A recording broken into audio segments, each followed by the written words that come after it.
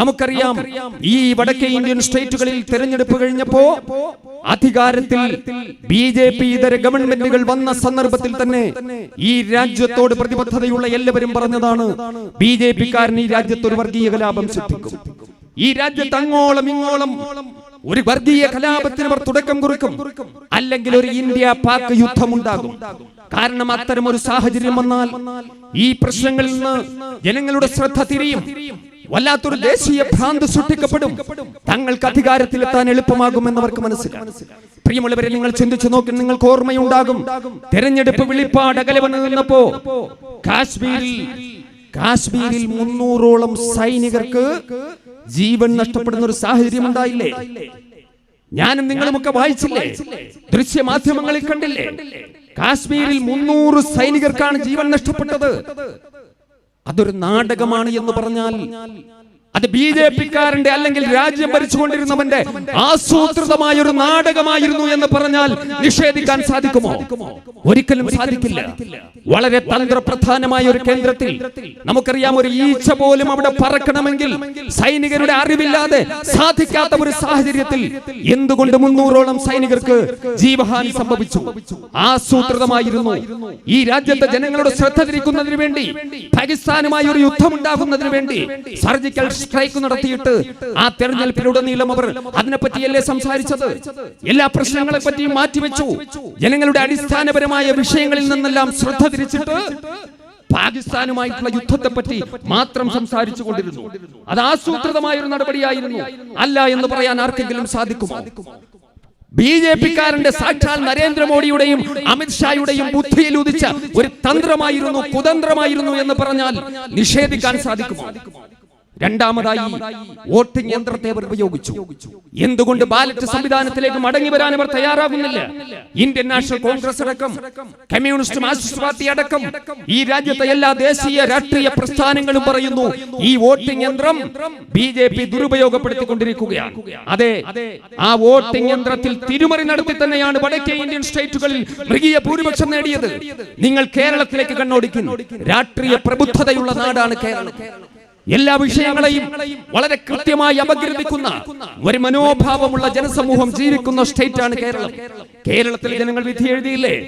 കഴിഞ്ഞ പാർലമെന്റ് തെരഞ്ഞെടുപ്പിൽ ഒരു പാർലമെന്റ് സീറ്റെങ്കിലും മരുന്നിന് പോലും നേടാൻ BJP-കാരന് സാധിച്ചില്ല. തെക്കേ ഇന്ത്യൻ സംസ്ഥാനങ്ങളിൽ, തമിഴ്നാട്ടിലടക്കം രാഷ്ട്രീയ ബോധമുള്ള ജനങ്ങൾ കൃത്യമായി വിധി എഴുതുകയുണ്ടായി. ഞാൻ പറഞ്ഞത്, ഇന്ത്യ പാക് യുദ്ധം എന്നൊരു സാഹചര്യം സൃഷ്ടിച്ച് അതിലൂടെ വോട്ടിംഗ് യന്ത്രം ദുരുപയോഗപ്പെടുത്തിക്കൊണ്ട് അങ്ങനെ കൃത്രിമമായ മാർഗങ്ങളിലൂടെയാണ് രണ്ടാമതും അവർ അധികാരത്തിലെത്തിയത്. വർഗീയമായ അജണ്ടകൾ മാത്രമേ അവർക്ക് പുറത്തെടുക്കുവാനുള്ളൂ. രാജ്യം എവിടെ എത്തി? തെരഞ്ഞെടുപ്പിന് ശേഷമുള്ള സാഹചര്യം നിങ്ങൾ വിലയിരുത്തി. നമ്മുടെ ശ്രദ്ധ മാറ്റിമറിക്കുന്നതിന് വേണ്ടിയാണ് ഈ വർഗീയമായ അജണ്ടകളെല്ലാം കൊണ്ടുവരുന്നത്. എന്റെ ഹൈന്ദവ സമുദായ അംഗങ്ങളോട്, എല്ലാ സഹോദര സമുദായ അംഗങ്ങളോടും, വിശ്വാസി സമൂഹത്തോടും ഞാൻ ഓർമ്മപ്പെടുത്തട്ടെ, നാം കൃത്യമായി അപഗ്രഥിക്കണം. നാം നമ്മുടെ സഹോദരങ്ങളോട് സംസാരിക്കണം, സംവദിക്കണം, കാര്യങ്ങൾ ചർച്ച ചെയ്യണം. രാജ്യത്തിന്റെ പോക്ക് അപകടത്തിലേക്കാണ്. നമ്മുടെ സമ്പദ് വ്യവസ്ഥ എവിടെ എത്തി നിൽക്കുന്നു എന്ന് നിങ്ങൾക്കറിയുമോ? അമേരിക്കക്കാരനോടും ചൈനക്കാരനോടും മത്സരിച്ചു കൊണ്ടിരുന്ന ഇന്ത്യ രാജ്യം, ആ ഇന്ത്യയുടെ സാമ്പത്തികമായ മൊത്തം വളർച്ചാ നിരക്ക്, DGP-യുടെ നിരക്ക് 4.5%. GDP-യുടെ നിരക്ക്, മൊത്തം സാമ്പത്തിക വരുമാന തോത് 4.5%. ഈ രാജ്യത്തിന്റെ കാതൽ വ്യവസായങ്ങൾ, സിമന്റ്, വൈദ്യുതി, കൽക്കരി അടക്കമുള്ള കാതൽ വ്യവസായങ്ങൾ, അതിന്റെ വളർച്ചാ നിരക്ക് 5.8%. ആഗോള സമ്പദ് വ്യവസ്ഥ തകർന്നടിഞ്ഞ സാഹചര്യത്തിൽ പോലും അത്തരം ഒരു അപകടത്തിലേക്ക് ഈ രാജ്യം ഒരിക്കലും പതിച്ചിട്ടില്ല. ഈ രാജ്യത്തിന്റെ വാഹന വിപണി, അതിന്റെ വിൽപ്പന 1/3 ചുരുങ്ങി. 3 ലക്ഷം പേർക്കാണ് അവിടെ തൊഴിലവസരം നഷ്ടപ്പെട്ടത്. 3 ലക്ഷം പേർക്ക്. നിങ്ങൾക്കറിയുമോ, നമ്മുടെ സമ്പദ് വ്യവസ്ഥയെ നിയന്ത്രിക്കുന്നത് റിസർവ് ബാങ്കാണ്. ബാങ്കുകളെ നിയന്ത്രിച്ചുകൊണ്ടിരിക്കുന്നത്, സമ്പദ് വ്യവസ്ഥയെ നിയന്ത്രിച്ചുകൊണ്ടിരിക്കുന്നത് റിസർവ് ബാങ്കാണ്. ആ റിസർവ് ബാങ്കിൽ കരുതൽ പണമുണ്ട്. 9.8 ലക്ഷം കോടി ഉറുപ്പിക. ആരും 9-ലും 8-ലും നിന്ന് കറങ്ങരുത്. 9.8 ലക്ഷം കോടി ഉറുപ്പിക കരുതൽ പണമായി സൂക്ഷിച്ചിട്ടുണ്ട്. അതെന്തിനെന്നറിയുമോ? നമ്മുടെ ഭരണാധികാരികളുടെ ഇഷ്ടാനിഷ്ടമനുസരിച്ച് വിനിയോഗിക്കാനല്ല, മറിച്ച് ഈ രാജ്യത്ത് അടിയന്തരമായ ഒരു സാഹചര്യം ഉണ്ടായി. സാമ്പത്തികമായ ധനാഗമ മാർഗങ്ങൾ മുഴുവൻ അടയുന്ന ഒരു സാഹചര്യം ഉണ്ടായി. ആ സന്ദർഭത്തിൽ ഈ രാജ്യം പകച്ചു നിൽക്കാൻ പാടില്ല. അപ്പോൾ അടിയന്തരമായ ഘട്ടത്തിൽ എടുത്തുപയോഗിക്കുന്നതിനാണ് കരുതൽ പണമായി സൂക്ഷിച്ചിട്ടുള്ളത്. അതുപോലും ഈ കള്ളന്മാർ കട്ടെടുത്തില്ലേ? 9.6 ലക്ഷം കോടി ഉറുപ്പികയിൽ 3.6 ലക്ഷം കോടി ഉറുപ്പിക കട്ടെടുക്കാൻ ശ്രമം നടന്നു. ആ സന്ദർഭത്തിലാണ് ഊർജിത് പട്ടേൽ റിസർവ് ബാങ്കിന്റെ ഗവർണർ സ്ഥാനത്ത് നിന്ന് ഇറങ്ങിപ്പോയത്. എന്നിട്ടും കട്ടെടുത്തില്ലേ? 1.76 ലക്ഷം കോടി ഉറുപ്പിക കട്ടെടുത്ത കള്ളവന്മാരാണ് അധികാരത്തിൽ നിൽക്കുന്നത്. ഈ രാജ്യത്തെ ജനങ്ങൾ അതിനെപ്പറ്റി ബോധവാന്മാരാകണ്ടേ? പ്രിയമുള്ളവരെ, നമ്മുടെ പൊതുമേഖലാ സ്ഥാപനങ്ങൾ വിറ്റു തുലച്ചുകൊണ്ടിരിക്കുന്നു. എയർപോർട്ടുകൾ, നമ്മുടെ എയർപോർട്ടുകൾ ഉണ്ടല്ലോ, നമ്മുടെ രാജ്യത്തിന്റെ സ്വത്താ, നമ്മുടെ രാജ്യത്തിന്റെ മക്കൾക്ക് അവകാശപ്പെട്ടതാ. കുത്തകക്കാരൻ എഴുതി കൊടുത്ത് പണം വാങ്ങുന്നു. ഭാരത് പെട്രോളിയം, കേരളത്തിലെ ഏറ്റവും വലിയ പൊതുമേഖലാ സ്ഥാപനം, കൊച്ചിൻ റിഫൈനറി. നാം ചിന്തിക്കണം അതിനെപ്പറ്റി. എല്ലാം വിറ്റു തുലക്കുകയാണ്. ഈ രാജ്യത്തിന്റെ സ്വത്ത, അമിത്ഷായുടെ സ്വത്തല്ല, നരേന്ദ്രമോദിയുടെ സ്വത്തല്ല, BJP-കാരന്റെ സ്വത്തല്ല, എന്റെയും നിങ്ങളുടെയും സ്വത്താണ്. ഈ രാജ്യത്തെ പാവപ്പെട്ടവന്റെയും പണക്കാരന്റെയും സ്വത്ത, ഇന്ത്യക്കാരന്റെ സ്വത്ത വിറ്റ് തുലച്ചുകൊണ്ടിരിക്കുന്നു. ചോദിക്കണ്ടേ, ഇതെന്താ ഇവരുടെ കുടുംബ സ്വത്താണോ? അല്ല അച്ചാരം കൊടുത്തതാണോ? എനിക്കും നിങ്ങൾക്കും അവകാശപ്പെട്ടതാണ്. അതിനെ ചോദ്യം ചെയ്യാൻ നമുക്ക് സാധിക്കണം. അതിനെ ചോദ്യം ചെയ്യാൻ സാധിക്കണം. സകലതും വിറ്റ് തുലച്ചുകൊണ്ടിരിക്കുന്നു. ഈ കാര്യങ്ങളിൽ നിന്ന് ജനങ്ങളുടെ ശ്രദ്ധ തിരിക്കണം. കള്ളം നടത്തണമെങ്കിൽ കള്ളം നടക്കുന്നത് ജനങ്ങൾ അറിയാൻ പാടില്ല. അതിന് വർഗീയമായ അജണ്ടകൾ എടുക്കും. അതാണ് സംഭവിച്ചുകൊണ്ടിരിക്കുന്നത്. ആദ്യം മുത്തലാഖിന്റെ വിഷയം പറഞ്ഞു. ഇന്നലെയും ഒരു ചാനൽ ചർച്ചയിൽ ഒരു സംഘപരിവാറുകാരൻ കണ്ണുനീരിട്ടിരിക്കുന്നതുകൊണ്ട് മുസ്ലിം സ്ത്രീകളുടേതായിരിക്കുന്ന മുസ്ലിം സഹോദരി ഉണ്ടല്ലോ, അതടക്കമുള്ള സഹോദരിമാരുടെ കണ്ണീരൊപ്പുന്നതിനാണ് ഞങ്ങൾ മുത്തലാഖ് ബില്ല്. നാണം, നിങ്ങൾ ആരെയാ പറ്റിക്കുന്നത്? ഈ രാജ്യത്ത് ഈ പാവപ്പെട്ട സമുദായത്തിന്റെ സഹോദരിമാരുടെ ചാരിത്രം പിച്ചി ചീന്തിയവരല്ലേ നിങ്ങൾ? ഗുജറാത്ത് കലാപത്തിൽ ഗർഭിണിയായ പെണ്ണിന്റെ വയറ് കുത്തിക്കീറി ഗർഭസ്ഥ ശിശുവിനെ ശൂലത്തിൽ കുത്തിയെടുത്ത് ലോകത്തിന്റെ മുന്നിൽ നാണം കെടുത്തിയ കാട്ടാളന്മാരല്ലേ നിങ്ങൾ? നിങ്ങൾ പാവപ്പെട്ട മുസ്ലിം സ്ത്രീയെ പറ്റി പറയുന്നു. നാണമല്ലേ? ക്രൗഞ്ച മിഥുനങ്ങളിൽ ഒന്നിനെ വേട്ടയാടിയ കാട്ടാളനോട് മാനുഷാത പാടിയ വാൽമീകി മഹർഷിയുടെ പാരമ്പര്യമല്ല ഈ രാജ്യത്തിനുള്ളത്. അതിനെ തച്ചു തകർത്തവൻ, പാവപ്പെട്ട പെണ്ണിന്റെ ചാരിത്രം കവർന്നെടുത്തവൻ, മുത്തലാഖിന്റെ പേരും പറഞ്ഞുകൊണ്ട് മുസ്ലിം പെണ്ണിന്റെ രക്ഷക്കെത്തിയിരിക്കുന്നു പോലും. ആരെ പറ്റിക്കാൻ? സക്കരിയ ബാനുവിനെ മറക്കാൻ സാധിക്കും? ഗുജറാത്ത് കത്തിയെരിഞ്ഞപ്പോ ഗുജറാത്തിലെ എം പി ആയിരുന്ന ഇഹ്സാൻ ജഫ്രിയുടെ വീട്ടിൽ അഭയം തേടിയ ആയിരങ്ങളെ രക്ഷിക്കുന്നതിന് വേണ്ടി വീടിന്റെ കവാടം തുറന്നു കൊടുത്തു. പക്ഷെ അവിടെ ഇറച്ചിയെത്തിയ അമിത്ഷായുടെയും നരേന്ദ്രമോദിയുടെയും അനുയായികൾ ചുട്ടരിച്ചില്ലേ? ഇന്ത്യൻ പാർലമെന്റിലെ മെമ്പറായിരുന്ന ഇഹ്സാൻ ജഫ്രിയെ പോലും ചുട്ടുകൊന്നില്ലേ? അദ്ദേഹത്തിന്റെ വയോധികയായ ഭാര്യ ഇന്നും കോടതിയുടെ വരാന്തകൾ കയറിയിറങ്ങിക്കൊണ്ടിരിക്കുന്നു നീതിക്ക് വേണ്ടി. അപ്പോഴാണ് പറയുന്നത് മുസ്ലിം സ്ത്രീയുടെ കണ്ണീരൊപ്പാൻ വന്നു. ലജ്ജയില്ലേ നിങ്ങൾക്ക് പറയാൻ? മുത്തലാഖ്. അതിനുശേഷം കാശ്മീരിന്റെ 370-ാം വകുപ്പ് റദ്ദാക്കുന്നു. 370-ാം വകുപ്പ് റദ്ദാക്കുന്നു. റദ്ദാക്കലാണല്ലോ ഇവരുടെ പരിപാടി. സ്വാതന്ത്ര്യം റദ്ദു ചെയ്യുക, അവകാശങ്ങൾ റദ്ദു ചെയ്യുക. കാരണം ഇവർ സ്വാതന്ത്ര്യത്തിനെതിരാണ്, ഇവർ വെളിച്ചത്തിനെതിരാണ്. ഇരുട്ടിന്റെ ശക്തികളാണ് സ്വാതന്ത്ര്യത്തെയും മനുഷ്യാവകാശങ്ങളെയും റദ്ദു ചെയ്യുന്നത്. അതാണ് അവരുടെ നടപടി. കാശ്മീരിലെ ജനങ്ങളെ മുഴുവൻ ബന്ദികളാക്കി വെച്ചിരിക്കുന്നു. ഒരു കാര്യം ഓർമ്മപ്പെടുത്തട്ടെ, അത്തരം ഹീനമായൊരു നടപടി നടന്നപ്പോ ഈ രാജ്യത്ത് പ്രതിഷേധത്തിന്റെ അലകടൽ ഉയർന്നില്ല. എന്തുകൊണ്ട്? ജനങ്ങളെ തെറ്റിദ്ധരിപ്പിക്കുകയായിരുന്നു.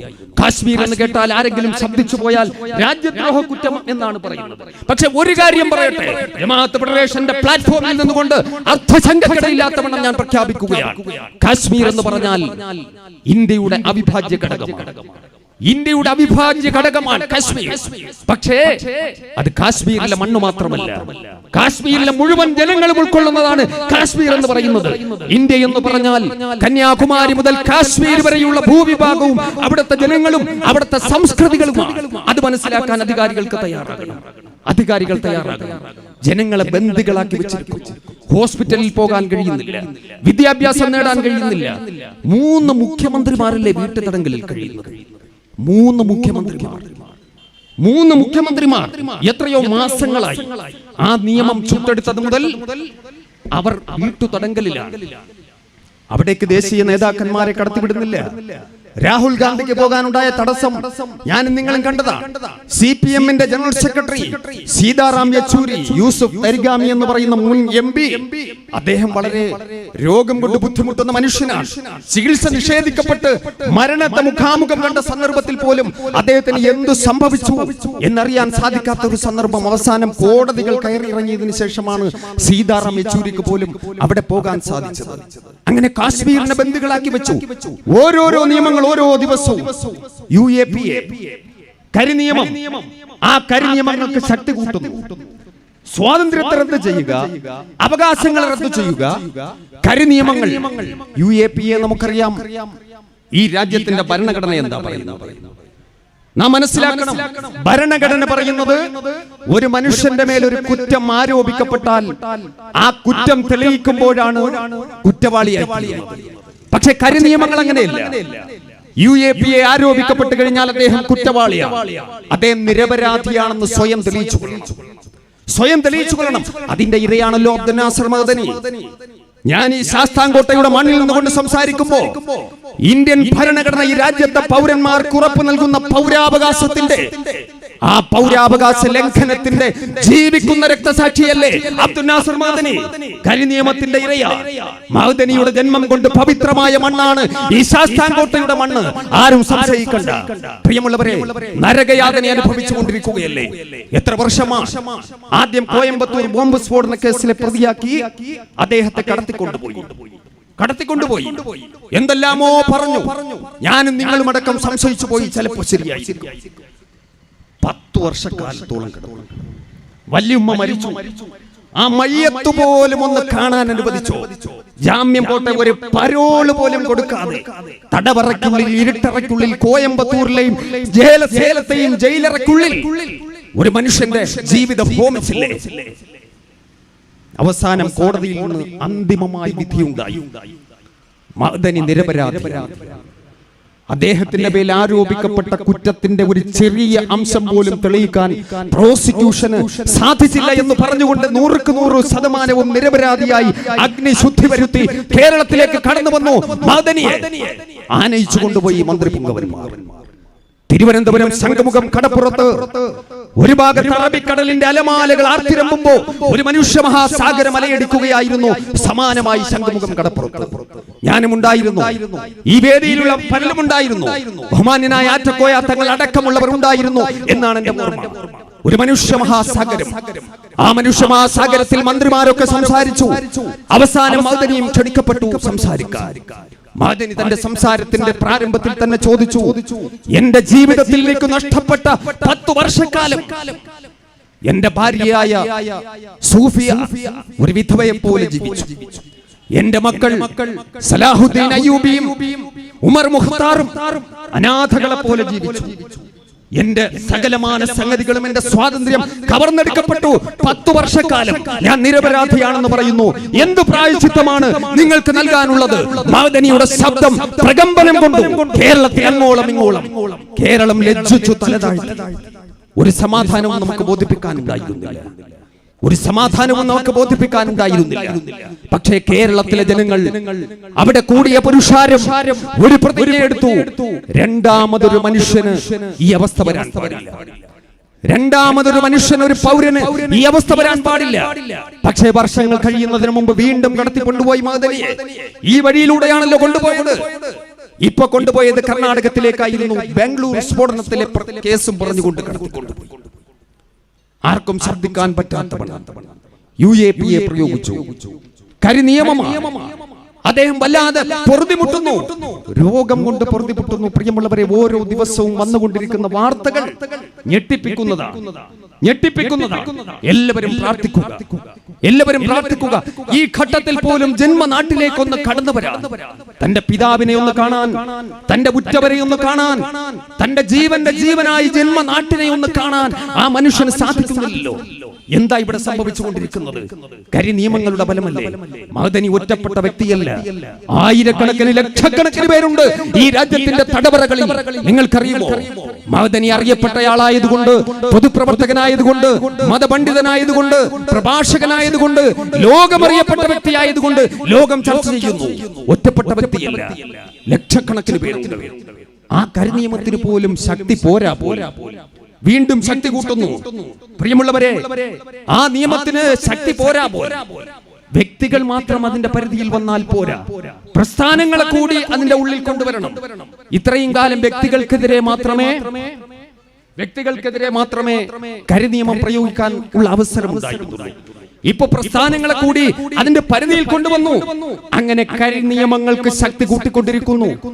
അപ്പോൾ അതാ വരുന്നു NRC, ദേശീയ പൗരത്വ രജിസ്റ്ററുമായി ബന്ധപ്പെട്ടുകൊണ്ട്. അതെന്താ? കേൾക്കുമ്പോ വലിയ ഇമ്പമുള്ളൊരു പേരാണ്. ഈ രാജ്യത്തെ പൗരന്മാരെ വിഭജിക്കുകയാണ്. സ്വദേശി എന്നും വിദേശി എന്നും പറഞ്ഞുകൊണ്ട് ഇവിടെ ജനിച്ച, ഇവിടെ ജീവിക്കുന്ന ഈ രാജ്യത്തിന്റെ മക്കളെ വെട്ടിമുറിക്കുകയാണ്. വിഭജനം, രണ്ടാമതൊരു വിഭജനം. പ്രിയമുള്ളവരെ, വിഭജനം ഇവരുടെ സൃഷ്ടിയാണ്.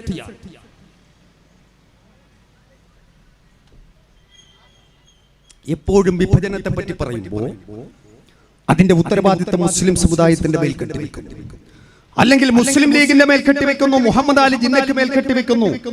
ഈ വിഭജനം എങ്ങനെ വന്നു എന്ന് നിങ്ങൾക്കറിയാം. ആദ്യമായി ആരാ വിഭജനത്തെ പറ്റി പറഞ്ഞത്? 1895-ൽ ഹിന്ദു മഹാസഭയുടെ നേതാവായിരുന്ന ഭായി പരമാനന്ദ് ആണ് ഇന്ത്യയിൽ ഹിന്ദു മുസ്ലിം പ്രശ്നങ്ങളുടെ പ്രശ്നം പരിഹരിക്കുന്നതിന് വേണ്ടി ഇന്ത്യ വിഭജിക്കലാണ് പരിഹാരമെന്ന് ആദ്യമായി പറഞ്ഞത് ഭായി പരമാനന്ദാണ്. ആർക്കെങ്കിലും നിഷേധിക്കാൻ സാധിക്കുമോ? പ്രിയമുള്ളവരെ, അതിനുശേഷം 1935-ൽ സവർക്കറാണ് ഈ വിഭജനത്തിന്, ഇന്ത്യ വിഭജനത്തിന് ഉത്തരവിട്ടത്. വിഭജനം ഒരു യാഥാർത്ഥ്യമായി കഴിഞ്ഞപ്പോ ആ പ്രഖ്യാപനം നടത്തുവാൻ മുഹമ്മദ് അലി ജിന്ന തയ്യാറായില്ല. മുഹമ്മദ് അലി ജിന്നയ്ക്ക് വേണ്ടി സംസാരിച്ചത് ബ്രിട്ടീഷ് വൈസ്രോയി ആയിരുന്നു. അതാണ് ചരിത്രം. വിഭജനവും ഈ ഭ്രാന്തന്മാരുടെ സൃഷ്ടിയാണ്. ആ വിഭജനം കൊണ്ടും അവർ സംതൃപ്തരായില്ല. വീണ്ടും ഈ രാജ്യത്തെ വിഭജിക്കണം, വീണ്ടും ഈ രാജ്യത്തെ പൗരന്മാരെ വിഭജിക്കണം. അതാണ് ഇപ്പോൾ സംഭവിച്ചുകൊണ്ടിരിക്കുന്നത്. നമുക്കറിയാം, ആസാമിന്റെ പ്രശ്നത്തെ സംബന്ധിച്ചിടത്തോളം അവിടെ ബംഗ്ലാദേശുമായി ബന്ധപ്പെട്ട ചില അഭയാർത്ഥി പ്രവാഹങ്ങളുണ്ട്. ശരിയാണ്, അഭയാർത്ഥി പ്രവാഹമുണ്ട്. അതുമായി ബന്ധപ്പെട്ട് അവിടെ സമരങ്ങൾ നടന്നു, വിദ്യാർത്ഥി പ്രക്ഷോഭങ്ങൾ നടന്നു. ആ വിദ്യാർത്ഥി പ്രക്ഷോഭങ്ങൾക്കൊടുവിൽ ആ വിദ്യാർത്ഥി പ്രസ്ഥാനങ്ങളുമായി ഒരു കരാറിൽ ഒപ്പിട്ടു. അതിലെന്താ പറഞ്ഞത്? 1971 മാർച്ച് മാസം 24-ാം തീയതി വരെ ഇന്ത്യയിലെത്തിയ അല്ലെങ്കിൽ ആസാമിലെത്തിയ എല്ലാവർക്കും അവിടെ തങ്ങാം, അവരുടെ പൗരത്വം ഉറപ്പു നൽകാം. അത് പരിശോധിച്ചിട്ട് അതിൽ തീരുമാനമെടുക്കണം എന്നുള്ളതായിരുന്നു ആ ഉടമ്പടി. പക്ഷേ അതിന്റെ പ്രശ്നങ്ങൾ അത് തന്നെ സങ്കീർണമായതിനാൽ നീണ്ടുപോയി. അവസാനം 2014-ൽ ഈ BJP ഗവൺമെന്റ് അധികാരത്തിൽ വന്നപ്പോ അവരുടെ ദുഷ്ടലാക്ക് നമുക്കറിയാം. വർഗീയമായ കണ്ണിലൂടെയാണ് ഈ പ്രശ്നങ്ങളെയൊക്കെ കാണുന്നത്, മതേതരത്വത്തിന്റെ കണ്ണിലൂടെയല്ല. അങ്ങനെയാണെങ്കിൽ നമുക്ക് പ്രശ്നം ഉണ്ടാക്കേണ്ട കാര്യമില്ലായിരുന്നു. ഇന്ത്യയിലെ അഭയാർത്ഥി പ്രശ്നത്തെ മതേതരത്വത്തിന്റെ കണ്ണിലൂടെയാണ് നോക്കിക്കണ്ടതെങ്കിൽ ആരും ശബ്ദമുയർത്തില്ലായിരുന്നു. പക്ഷേ വർഗീയമായ കണ്ണിലൂടെയാണ് ഇവർ ഈ വിഷയത്തെ നോക്കിക്കാണുന്നത്. അതുകൊണ്ടാണ് NRC-യുമായി ബന്ധപ്പെട്ട തെളിവെടുപ്പുകളും മറ്റും നടക്കുമ്പോ ഒരു സമുദായത്തെ മാത്രം ലക്ഷ്യം വെച്ചത്. അവിടുത്തെ മുസ്ലിം സമുദായത്തിന്റെ അംഗങ്ങളെ സംബന്ധിച്ചിടത്തോളം റെക്കോർഡുകളുമായി ഹാജരാകാൻ 500-600 കിലോമീറ്ററുകൾക്ക് അപ്പുറത്തേക്ക് ഹാജരാകാൻ തലേ ദിവസമാണ് നോട്ടീസ് കിട്ടുന്നത്. ആസാമിലെ ജനങ്ങൾക്ക് നിങ്ങൾ അറിയുമോ? നിങ്ങൾ ഇവിടെയുള്ള പൗൾട്രി ഫാമുകളിലേക്ക് ഒന്ന് കടന്നു ചെല്ലും, ഇവിടെയുള്ള റെസ്റ്റോറന്റുകളിലേക്ക് കടന്നു ചെല്ലും. നമുക്ക് അന്യ സംസ്ഥാന തൊഴിലാളികളെ കാണാം, ആസാമികളെ കാണാം, പട്ടിണി പാവങ്ങൾ. അവരുടെ ഗൾഫാണ് കേരളം. അതുപോലെ ഇന്ത്യയിലെ പല സ്റ്റേറ്റുകളിലും ജീവിതത്തിന്റെ രണ്ടറ്റം കൂട്ടിമുട്ടിക്കുന്നതിന് വേണ്ടി നെട്ടോട്ടമോടുന്ന പാവപ്പെട്ട ആസാമികൾ. ആ ആസാമികൾക്ക് റെക്കോർഡുകളുമായി ഹാജരാകാൻ തലേ ദിവസമാണ് മുസ്ലിം സമുദായത്തിന്. ബാക്കിയുള്ളവർക്ക് കൃത്യസമയത്തൊക്കെ അറിയിപ്പ് കിട്ടും. അങ്ങനെയാണ് ആ വിഷയത്തെ അവർ കണ്ടത്. അവസാനം ഈ ഓഗസ്റ്റ് മാസത്തിൽ അതിന്റെ തെളിവെടുപ്പ് പൂർത്തിയായി. 19 ലക്ഷം പേർ പുറത്ത്. അമിത്ഷായും കൂട്ടാളികളും വിചാരിച്ചു ഇതെല്ലാം മുസ്ലിങ്ങളാണ്. അങ്ങനെയാണല്ലോ കെണിയൊരുക്കിയത്. പക്ഷെ സംഭവിച്ചത് മറിച്ചായിരുന്നു. 14 ലക്ഷം പേരും മുസ്ലിങ്ങളല്ലാത്തവർ. 14 ലക്ഷം പേരും മുസ്ലിങ്ങളല്ലാത്തവർ. ഉടൻ വന്നു അമിത്ഷായുടെ പ്രഖ്യാപനം. ആരും ഭയക്കണ്ട, പുതിയൊരു ഭേദഗതി വരാൻ പോകുന്നു. ദേശീയ പൗരത്വ ഭേദഗതി ബിൽ അവതരിപ്പിക്കും. ഇവിടത്തെ ഹിന്ദു, സിഖ്, പാഴ്സി, ബുദ്ധ, ജൈന, ക്രൈസ്തവ മതവിഭാഗങ്ങൾ, ഈ 6 മതവിഭാഗങ്ങൾ പാകിസ്ഥാനിൽ നിന്ന്, ബംഗ്ലാദേശിൽ നിന്ന്, അഫ്ഗാനിസ്ഥാനിൽ നിന്ന് ഇന്ത്യയിലേക്ക് വന്ന ഈ അഭയാർത്ഥികൾ ആരും ഭയക്കേണ്ട കാര്യമില്ല. മുസ്ലിങ്ങൾ ഒഴിച്ചുള്ള എല്ലാവർക്കും ഞങ്ങൾ പൗരത്വം നൽകും. അതാണ് പൗരത്വ ഭേദഗതി ബിൽ. ഈ രാജ്യത്ത് മുസ്ലിം സമുദായം 2ാം കിട പൗരന്മാരാണ് എന്ന് പ്രഖ്യാപിക്കുകയായിരുന്നു. വല്ലാത്ത പ്രഭാഷണമാണ് നടത്തുന്നത്.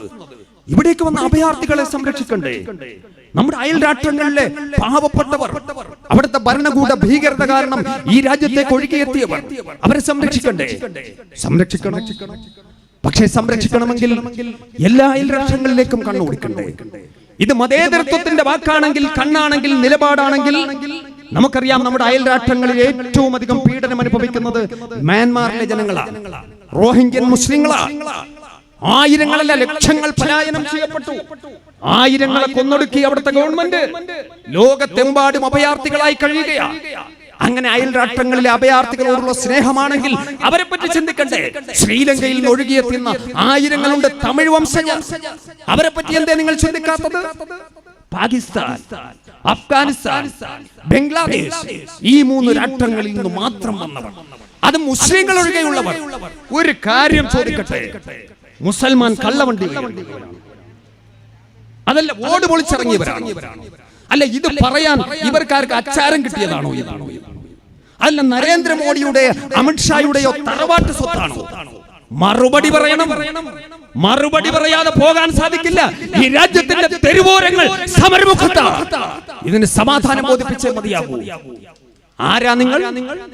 നിങ്ങൾ പോകാൻ പറയുന്ന ഈ പാവപ്പെട്ട സമുദായമാരായ ചരിത്രം സാക്ഷിയാണ്, കാലം സാക്ഷിയാണ്. എന്റെ അനുഗ്രഹീത സുഹൃത്ത് ബഹുമാന്യനായി തങ്ങൾ ഇവിടെ സൂചിപ്പിക്കുകയുണ്ടായി. അതുപോലെ എന്റെ പ്രിയപ്പെട്ട സഹോദരന്റെ വാക്കുകൾ നിങ്ങൾ ശ്രമിക്കുകയുണ്ടായി. ചരിത്രത്തെ നിങ്ങൾക്ക് നിഷേധിക്കാൻ സാധിക്കുമോ?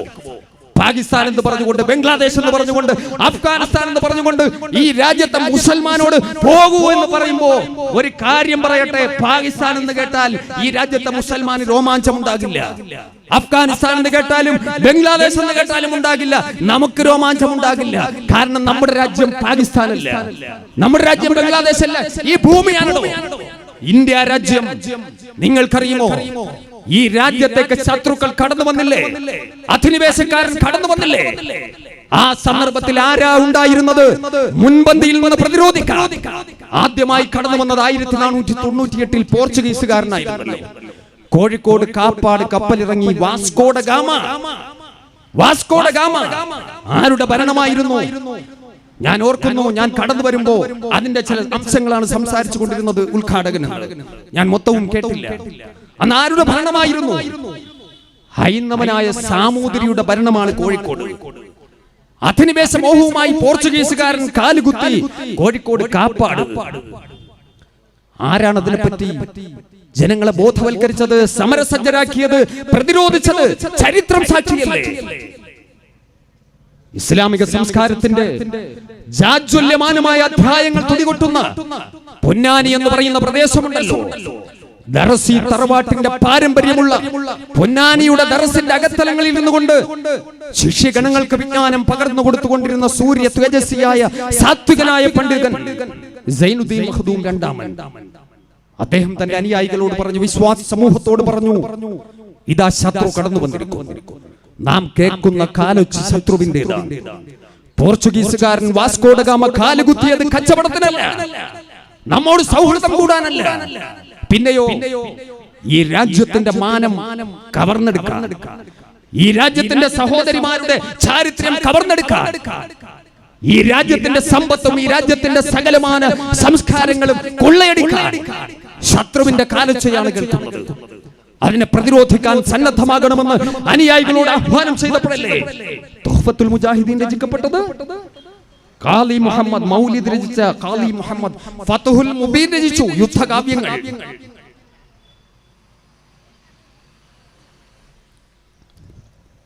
പോരാട്ടത്തിന്റെ പടയോട്ടത്തിന്റെ വീരഗാഥകളാണ് രചിക്കപ്പെട്ടത്. ജനങ്ങൾ സമരസജ്ജരായി. ഉജ്ജ്വലമായ പോരാട്ടം. അറബിക്കടല് കുഞ്ഞാലി മരക്കാർമാരുടെ ചുടുചോര കൊണ്ട് ചെഞ്ചായമണിഞ്ഞില്ലേ? ആ സന്ദർഭത്തിലാണ് സാമൂതിരി കോഴിക്കോട് കടപ്പുറത്ത് വന്നുകൊണ്ട് പറഞ്ഞത്, ഹൈന്ദവ സമുദായമേ, അരയ സമുദായമേ, നിങ്ങൾ ഈ വാക്കുകളൊന്ന് ശ്രദ്ധിക്കണം. നമ്മുടെ രാജ്യത്തേക്ക് കടന്നു വന്ന വൈദേശികനെ തടുത്തു നിർത്താൻ, ശത്രുക്കളെ തടുത്തു നിർത്താൻ ഈ രാജ്യത്തൊരു സമൂഹം ഉണ്ടാകണം. നിങ്ങളുടെ കുടുംബത്തിൽ നിന്നും ഒരു കുഞ്ഞിനെയെങ്കിലും നിങ്ങൾ മുസ്ലിമായി വളർത്തു. ഖർവാപ്പസി പോലും, നിർബന്ധിത മതപരിവർത്തനം പോലും ഇസ്ലാമിന്റെ അജണ്ടയിലില്ല.